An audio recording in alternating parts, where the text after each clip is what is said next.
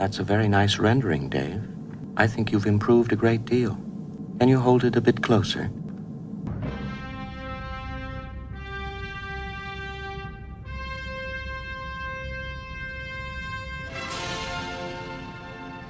All right, so now we have Stanley Kubrick's 2001 A Space Odyssey, and it's one of my favorite films, also my favorite director, and he's known for his artistic style and dialogue and just meticulous direction. So let's go through some visuals of this movie. We can see some nice diagonals coming in here. The center of this object is in the center of the frame, and if you're using this format that he's got here, this is a perfect root 5, and you can see it aligning to the frame well. So you can base your balance off that from left to right of that vertical center line.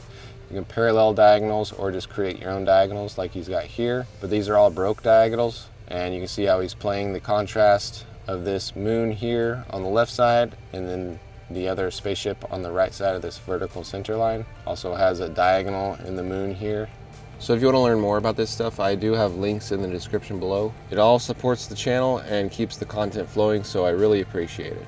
So nice figure-ground relationship on these shots right here. Light figure on a dark background. You got echoing shapes here. The round shape of the moon, the round shape of this. That's just creating a nice rhythm in the scene. This one you can definitely see the diagonals. You'll turn this grid back on. You can see the Baroque and sinister diagonals, and then the center composition with that spaceship there. Same with this shot here. We got the center composition and then diagonals in the opening. Nice direction of light. You use this a lot in Clockwork Orange, this long light. You can see the shadow here is really long, so that's a really nice lighting effect there. You got this long hallway, and then I like the positioning of the people around the frame here, just creating that nice circular motion. Nice figure-ground relationship on this guy.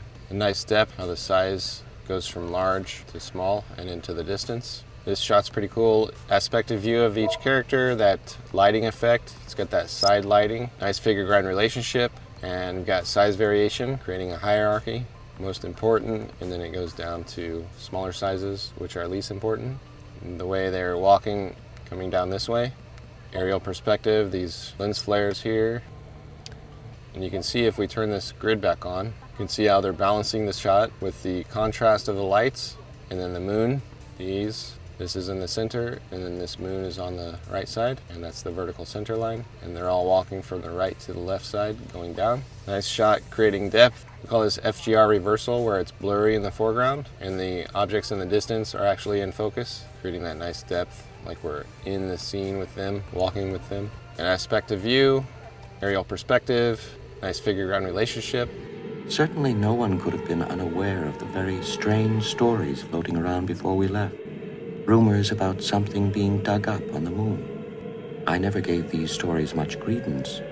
These are some unique shots here. I figured I'd put those in there. He's got some really unique perspectives here, giving us something fresh and new. This guy's walking on the side here, so there's no gravity. Another interesting shot here. We're looking down kind of at an angle, and they're looking at their tablets here. Another cool one. She's walking on the ceiling, but the camera's just positioned and the room is rotating, and she's just walking. That's the special effect they're doing. This is all centered here. It's got great balance in most of his shots. You can see all the centered compositions. So if anybody ever tells you that you need to use the rule of thirds, this is a perfect example of why you don't need it, and just where great balance starts. It starts from the center. More center compositions, nice counterpart. You got the vertical center line, and then the counterpart on each side. This is a unique shot. We've got this person flying in space through the window. Nice geometry there. You can see how he's aligned this to the center here. So you've got the foreground is blurry, the distance is in focus. That's FGR reversal, figure-ground relationship reversal. I'm sorry, Dave. I don't have enough information. Made radio contact with me. The radio is still dead.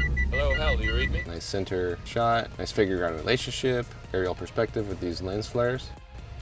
Great figure-ground relationship, aspect of view. This has some aerial perspective, some interesting lighting effects, creating some nice depth in the scene. His eyes are popping out and the rest of him is sinking into the darkness here. It's another centered shot. Nice perspective of this monolith, creating some diagonals, the sinister and Baroque diagonals. Lens flare creating that aerial perspective, and centered and echoing the shape of this round moon. Very cool shots. aerial perspective with the lens flare again, centered composition, nice little rim lighting of the planet. All these planets are rim lit. Just got some more aerial perspective here, balance from left to right, figure ground relationship, and then of course the trippy part with aerial perspective and interesting motion, lighting effects. So that's Stanley Kubrick. I know I've never completely freed myself of the suspicion that there are some extremely odd things about this mission.